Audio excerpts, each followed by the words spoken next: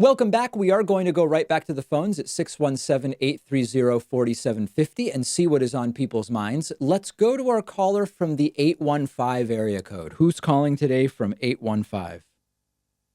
Hi, is that me? Yes, it is. Hi, all right. So I kind of have a two-part question here. Okay. You're no doubt familiar with basically how the alt-right pipeline worked a few years ago. Like, I've even seen you do videos on it. Yep. Do you think something similar is happening in the opposite direction? And I don't mean like the conservative idea of anything even remotely progressive or socialist, but I mean, do you think there is now currently a similar pipeline that is turning people into actual socialists, actual communists? Well, the thing about calling it a pipeline, I mean, so listen, there are people that go into and come out of a political ideology all the time. There are people that become alt-right and people that stop being alt-right. There are people that become socialists and who stop being socialist, etc. That's normal. The question about calling it a pipeline to me is more one about, is there a particular path that we can identify that is either happening through like proactive propaganda movements or indoctrination movements, disinformation, or simply like algorithms online?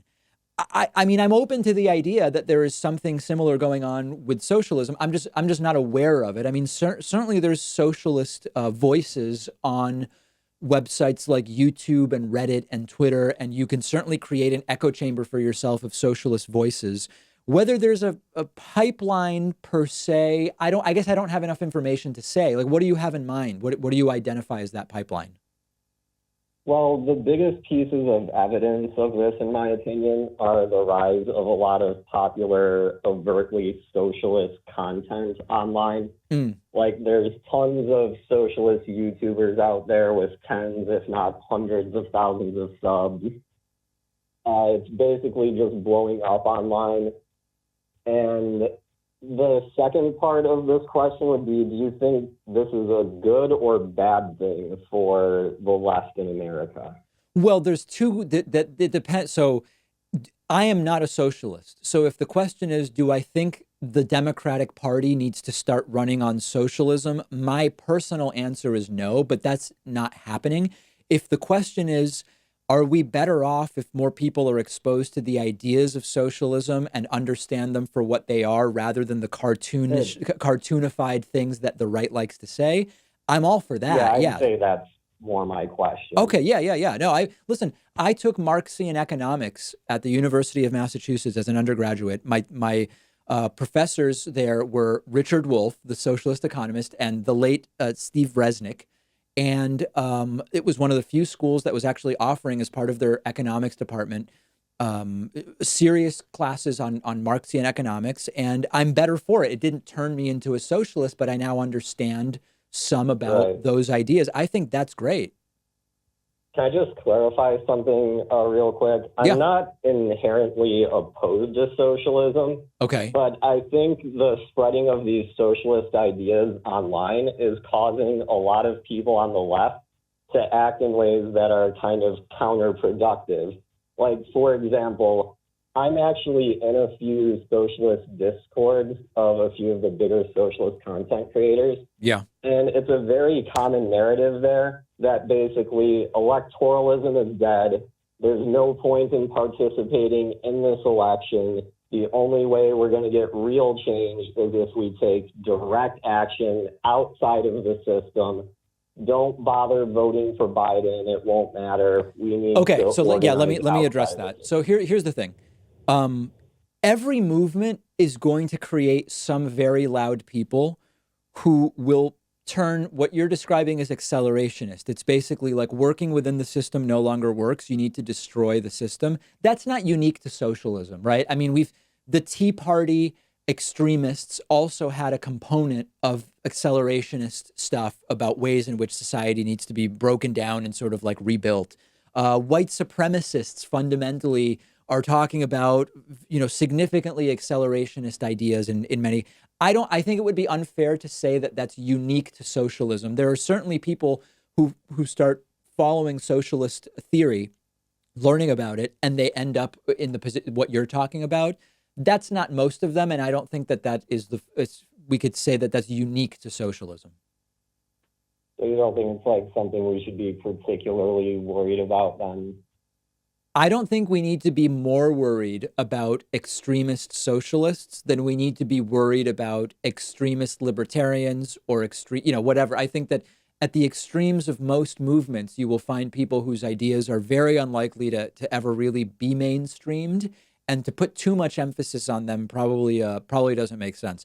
Listen, I appreciate the call. I do want to move on because I've got some other people that want to get on here, but very important topics for sure. Let's go to our caller from the 678 area code. Who's calling today from 678?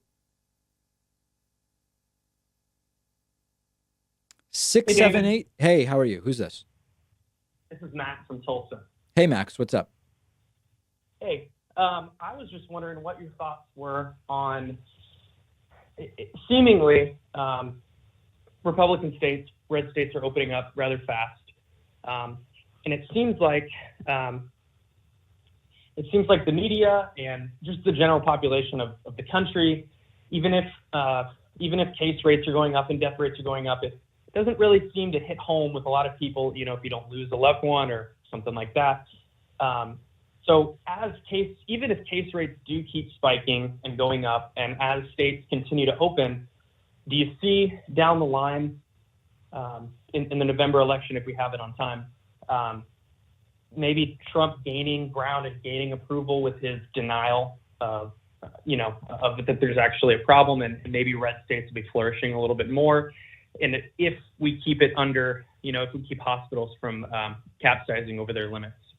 Yeah, good. Okay, very, very good question. So there's two ways that this could go. Now, let me make it clear. I would love it. I would genuinely love it if all of these red states that open up don't see a resurgence. I would love to see that it doesn't happen and that things just go great, and then blue states can open up and then everything's lovely, and then we go and hopefully we remove Donald Trump in November anyway. But your question is a good one, which is, if the numbers do keep getting worse in these red states, and it's already happening to some degree, it's happening in Texas, it's happening in Georgia, Tennessee is increasingly a disaster, etc. I think in the short term, Trump's strategy will work, which is normalize it, pretend everything's fine. Okay, I mean, yeah, some people are dying, but this is the new norm. It's status quo. I think it'll work for 4 weeks, 6 weeks, maybe 8 weeks. But when it continues, and then you also get the disastrous second quarter GDP numbers in August, I don't think it's going to work for Donald Trump to just keep insisting everything's fine. I don't. I think it's a short-term play. If by chance there are no resurgences from opening, I'll be happy because I don't want there to be, but it will work out for Trump to some degree. Otherwise, I think it eventually will completely backfire on him. Yeah, I don't see how it won't. I guess if hospitals do end up keeping it under, the limit to where, they're at least functioning. Yeah. I guess we could, but yeah. All right, my friend. Very good. I appreciate the phone call. Thank you so much.